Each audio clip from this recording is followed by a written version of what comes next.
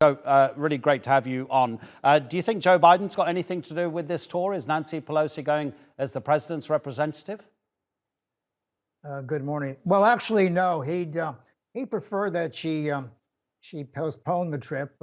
He's warned her that the military weren't sure if they could protect the plane and the rest of it, and they don't want any untoward accidents. She does not represent the president of the United States. She represents the legislative branch of the American government. She is number 2 in the line of succession to the presidency, and so in that sense, it's a very big deal for Taiwan to receive her.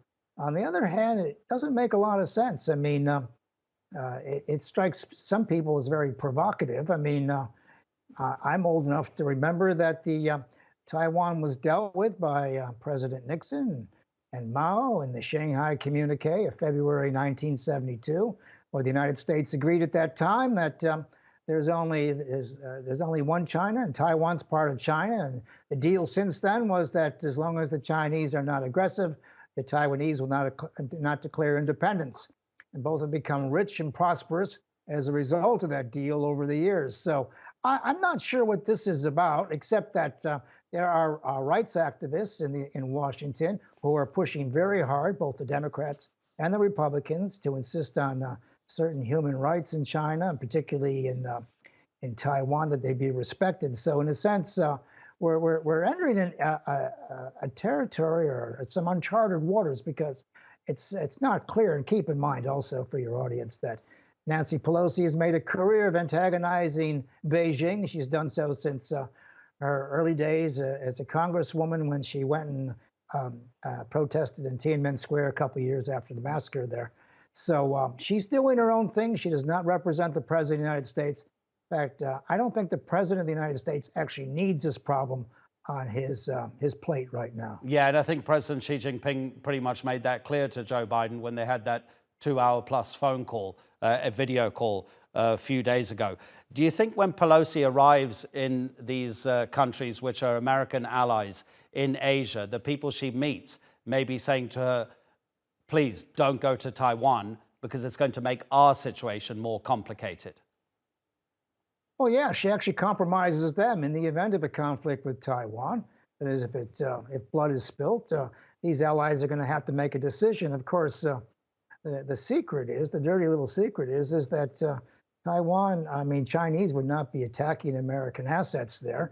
It would just attack Taiwan, and it would make it very clear to Taiwan's neighbors that it'd be very good of them, it'd be very wise of them to step aside and let the Taiwanese and the Chinese settle this issue. The United States cannot win a conventional war in the Taiwan Strait. That's the other little dirty secret. It would have to become a nuclear war in about 15 minutes. So you can see the possibilities here for this thing spinning out of control are endless.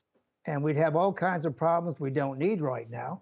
And, we're having difficulties with the Chinese politically and in terms of trade, ideology. I mean, for a visit to come at this time doesn't make any sense except to satisfy Speaker Pelosi's agenda, which, of course, is to call her center of attention to herself in this neck of the woods. And I think she will go. I mean, that's the bet here. I mean, there wouldn't have been so much discussion in the military, the Pentagon, about how to protect her or to move assets around. So, and of course, as you know, if she does go, we're not going to hear about it till she's gone, because they don't like to announce these things.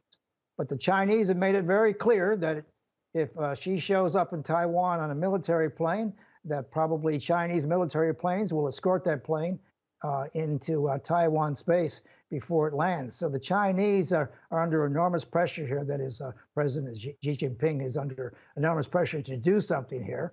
And he's made it very clear that he will do something. Of course, the PLA is under enormous pressure to hold up its end of the bargain. And let's face it, there are people in Washington and Beijing who've been spoiling for a fight now for the past 3 or 4 years. So I think it's very important that we sort of tamp this thing down right now before it gets out of control. Joe Siracusa from Curtin University. Thanks so much, Joe. Thank you.